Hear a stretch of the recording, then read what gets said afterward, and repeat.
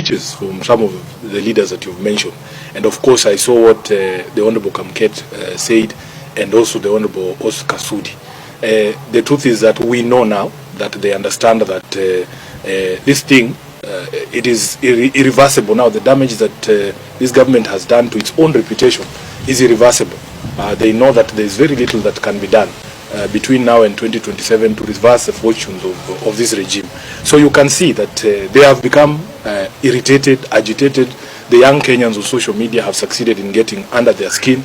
If you go to a function and speaker after speaker is only talking about social media and curtailing the freedoms of the young people, lecturing us about respecting other people, and yet these are some of the vilest politicians on the mic.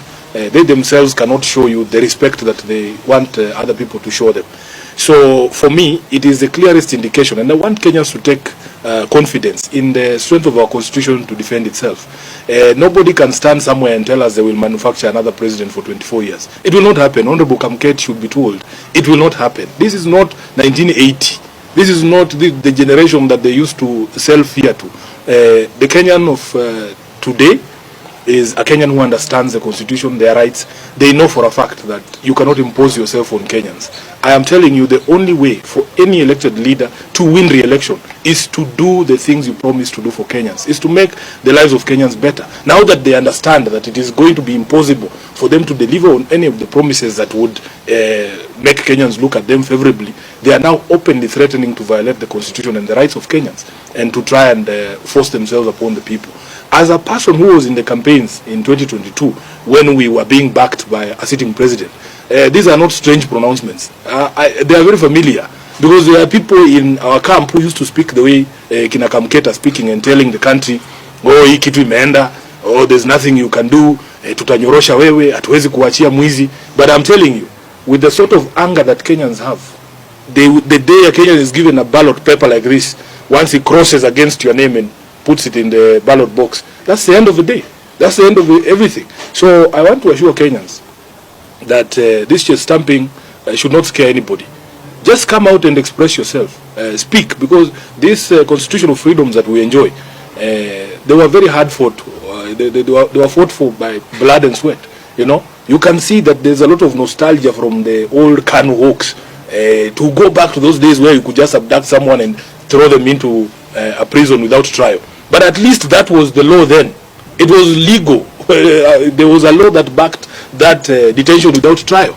But that law does not exist anymore. The constitution now requires that if you arrest somebody, you have to produce them to court within 24 hours and charge them. And you have to demonstrate to the magistrate why you need to hold them in custody. The reason why they are abducting these young people is because there is no law that exists that says you cannot insult a leader. There is no law that says that you cannot insult the president. In fact, our High Court has already said that the freedom of expression extends to insults. The freedom of expression does not mean I have to be nice to you. It doesn't mean that I am forced to say things that you want to hear. Freedom of expression means I have to speak the way I see things.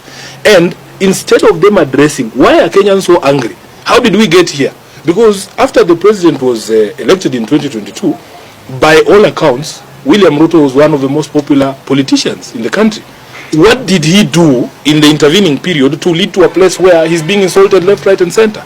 Instead of addressing those questions, the cause, they are addressing the symptoms. And I can tell you, for as long as your policies and the actions of your government continue to make life more difficult for Kenyans, for as long as you don't demonstrate respect for the people, for as long as your court jesters, the ones you are talking about, are speaking to Kenyans in the way that they are speaking to them, then nobody is going to respect you. Respect is earned. It's not something you force. You cannot force people to respect you. Respect is earned from how you conduct yourself, how you relate with people, how you demonstrate respect for the people as required under Chapter 6 of the Constitution. So unfortunately for him, he is surrounded by people who have decided that they have to tear him down. They are going to take him down. If there is anybody to be blamed for the one-term presidency of Ruto, it will be Kamket, it will be Oscar Sudi, and the likes who are surrounding him there, giving him bad advice, including my uncle Atwoli.